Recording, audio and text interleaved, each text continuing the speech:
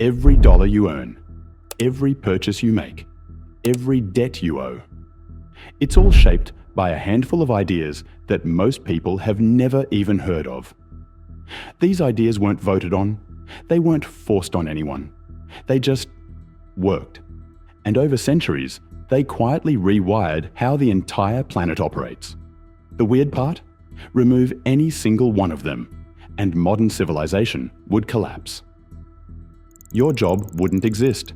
Money might not either. So let's talk about the 5 ideas that built the global economy, and the uncomfortable truths hiding inside each one. Number 1. Division of labour. In 1776, a Scottish philosopher named Adam Smith watched workers in a pin factory. He noticed something strange. One worker alone could maybe make 20 pins a day. But when the work was divided, one person cutting wire, another straightening it, another sharpening the point, 10 workers could produce 48,000 pins a day.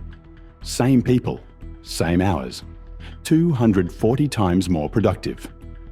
Smith wrote about this in The Wealth of Nations, and the idea spread like wildfire. Factories adopted it, then industries, then entire economies. The result? Everything got cheaper. Production exploded. The Industrial Revolution kicked off. Division of labour is literally why you can buy a t-shirt for $10 instead of $500. But here's the thing nobody talks about. Specialization creates dependency. When everyone does one thing, nobody can do everything. You become really good at your job and completely helpless without the system. Think about it. How many people today could actually survive if supply chains broke down? Could you grow food, make clothes, build shelter? Most of us couldn't last a month. Adam Smith himself saw this coming. He wrote that extreme specialization could make workers as stupid and ignorant as it is possible for a human creature to become. The guy who invented the concept was already warning us about its dark side. Division of labour made us rich. It also made us fragile. Number 2. Debt. Here's a fun fact. Debt is older than money. Around 3000 BC in ancient Mesopotamia, modern-day Iraq, farmers needed seeds to plant crops, but they had nothing to trade until harvest. So temples started advancing seeds on credit, to be paid back after the grain came in. This was the birth of lending. The original buy now, pay later. The Babylonians formalized it with interest rates, around 20% annually, which doubled your debt in 5 years if you didn't pay. And if you couldn't pay? You or your family could be sold into slavery for up to 3 years to work off what you owed. Debt became so destabilizing that Mesopotamian kings routinely cancelled all debts when they took the throne, just to prevent society from collapsing under the weight of what people owed. Fast forward 5,000 years, and debt is now the engine of the modern economy. Global debt currently sits at over $300 trillion, roughly 350% of global GDP. Governments run on it, businesses scale with it. Most people can't afford a house or car without it. The idea is simple. Use tomorrow's money today. But the flip side is equally simple. Tomorrow now controls today. At a personal level, debt traps individuals. At a national level, it disciplines entire societies. Countries that can't pay their debts don't get invaded anymore. They get restructured by the IMF. Debt didn't just change the economy. It became the economy. Number 3. The corporation. In medieval Europe, churches had a problem. When a bishop died, who owned the church's land? His family? The next bishop? The king? The solution was a legal fiction. The church itself could own property. Not any individual person, the institution. It could buy, sell, and hold assets, independent of whoever was currently running it. This was the birth of the corporation, an artificial person that exists separately from the humans who create it. By the 1800s, this idea had been weaponized for business. Corporations could now raise money from investors, take on massive projects, and, crucially, protect owners from personal liability. If your company went bankrupt, creditors couldn't come after your house. This changed everything. Suddenly, people were willing to invest in risky ventures because failure wouldn't destroy them personally. Railroads got built. Industries scaled. Modern capitalism was born. But here's the thing about corporations that nobody really talks about. They don't die. They don't age. They don't feel shame or guilt or loyalty. They exist purely to grow and survive, often outliving the humans who created them by centuries. The East India Company was founded in 1600. It had its own army, conquered nations, and triggered famines that killed millions. It lasted 274 years before being dissolved. Today's megacorps are just getting started. In 1886, the US Supreme Court ruled that corporations are persons under the 14th Amendment, an amendment originally written to protect freed slaves. Corporate lawyers had successfully argued that wealthy corporations deserved the same constitutional protections as oppressed minorities, which raises an uncomfortable question. If corporations are legally persons, but they're immortal, emotionless, and designed only to maximize profit, who's actually in charge? Number 4. Central banking. In 1694, England was broke. King William III needed money to fight France, but nobody wanted to lend to a king who might just not pay them back.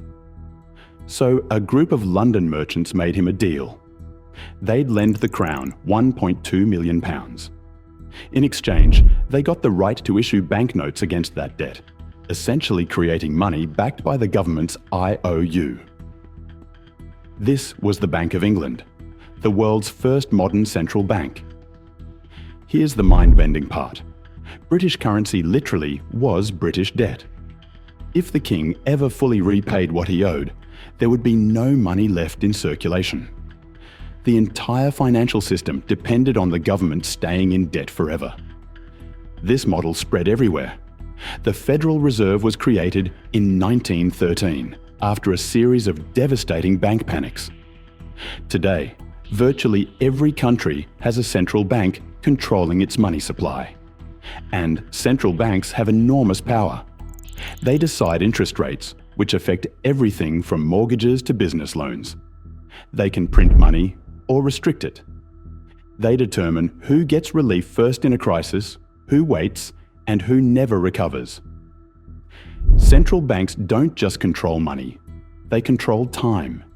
They decide whether your economy grows or shrinks, whether your currency is worth something tomorrow, and whether the financial system that holds your savings actually survives. All without being elected. All with very little public oversight.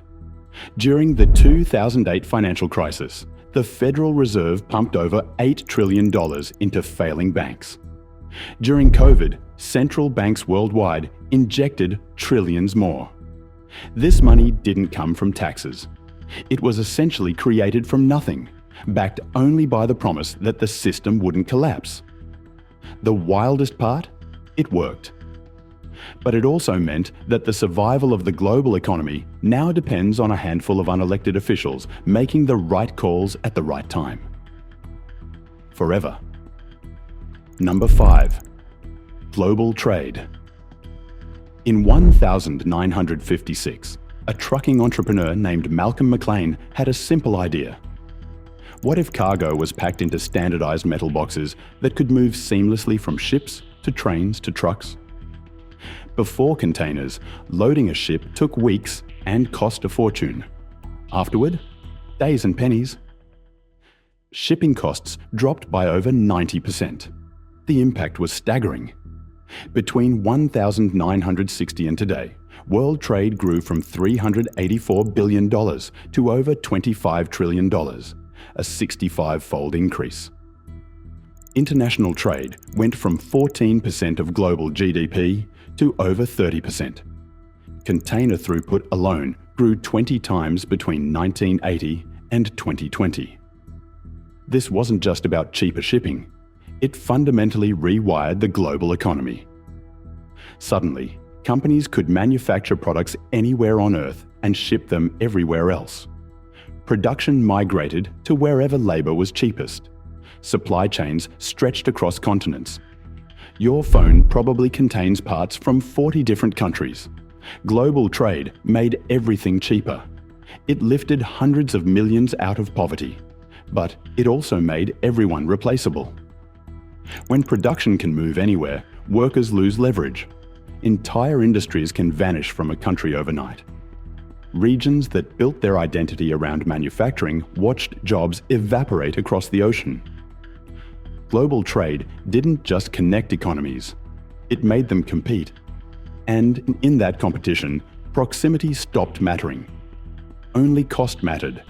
The pandemic exposed just how fragile this system really is. When shipping containers got stuck in the wrong ports, the entire global economy seized up. Suddenly, people realized that just-in-time supply chains meant no buffer if anything goes wrong. The truth: here's what's wild about these 5 ideas. None of them was evil. Division of labor made us productive. Debt let us build things we couldn't afford alone. Corporations pooled resources and spread risk. Central banks stabilized money. Global trade made goods accessible to billions. Each idea solved real problems. But stacked together, they created a system that rewards scale and punishes proximity. A system where efficiency beats resilience. Where growth is mandatory and standing still is death. The global economy doesn't collapse dramatically. It doesn't crash and burn. It drifts. Power concentrates at the top. Workers lose leverage at the bottom. Debt accumulates. Supply chains stretch thinner. And the system keeps optimizing for efficiency, even when efficiency is exactly what makes it brittle. The 5 ideas that built this economy weren't conspiracies. They were solutions that created new problems. And those problems are now so deeply embedded that most people don't even see them anymore. They're just how things work. And most people don't notice until it's already moved past them.